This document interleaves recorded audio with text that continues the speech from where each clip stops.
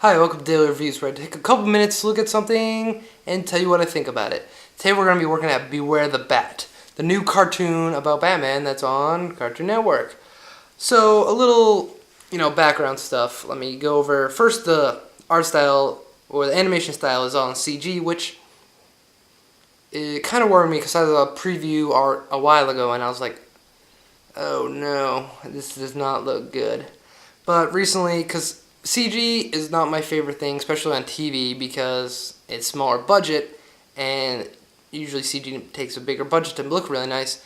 But Star Wars, the Clone Wars had really nice effects, and it looked fantastic. And with the Ninja Turtle show, which came out, recently on Nickelodeon, looks really good too once you get used to it. Beware the Bat is kind of on the fringe of not bad looking, but it's really rubbery and shiny, which kind of throws me off, but more than that later. I want to also talk about, because this show airs on DC Nation on Cartoon Network on Saturday mornings, which is very cool because Marvel's getting all the love, which is fine with me, but, DC deserves some love too, because DC actually has some good stories and characters. But with this show comes some bad news of, Young Justice not coming back, which is a sad thing. And the only other show this goes along with is Teen Titans Go, which I'll go into next time, and I won't hint at what I think about it because I have some interesting things to say about it. So let's dive right into the show. I love this show. I love the potential of this show, I should say, because this is more of a mid-season. I feel like I'm gonna go back to this review after the season ends and see how it as a whole, how it shows up, how it holds up. So I've seen about 5 or 6 episodes now, and it's really good. What I love about my favorite part is how much detective work is involved, because I feel like the movies, the least part was how much of a detective he was, because most people that are just fans of Batman, not the comics, don't really realize he's, the greatest detective. And this show really showcased that, and some of the dialogue of him trying to just find stuff out is fantastic, and it's my absolute favorite part of the show.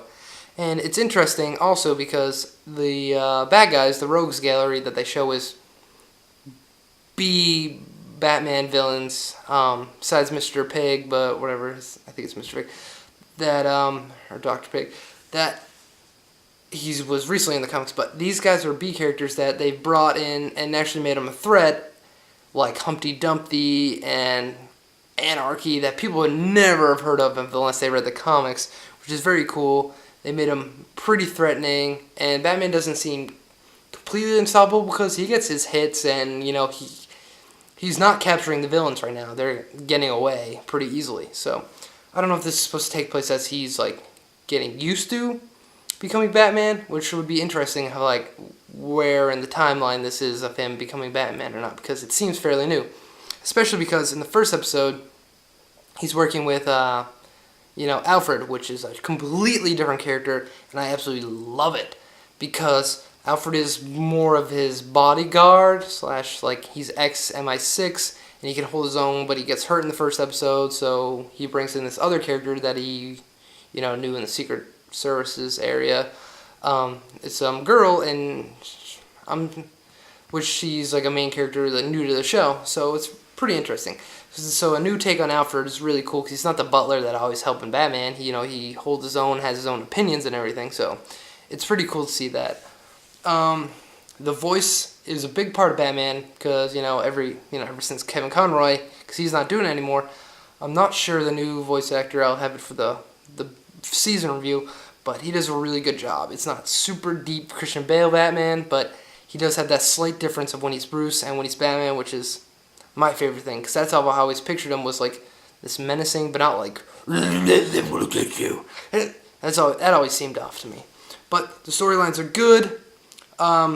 There has been an overarching story, but most of the main story is contained in each episode, but with this new girl, which I can't think of her name right now because I don't know, but she's got this sword, and there's the League of Assassins, so hopefully that gets a bigger storyline, because I would like to see multiple episode storylines, But if they're just trying to set up bad guys and all that right now, which is fine, it's been interesting so far. But the biggest fault is at the animation. It doesn't look bad, but you can tell it's on a budget. Gotham looks like empty. Sometimes like there's no cars, there's no people walking around. It's like Batman and who the bad guys he's gonna fight.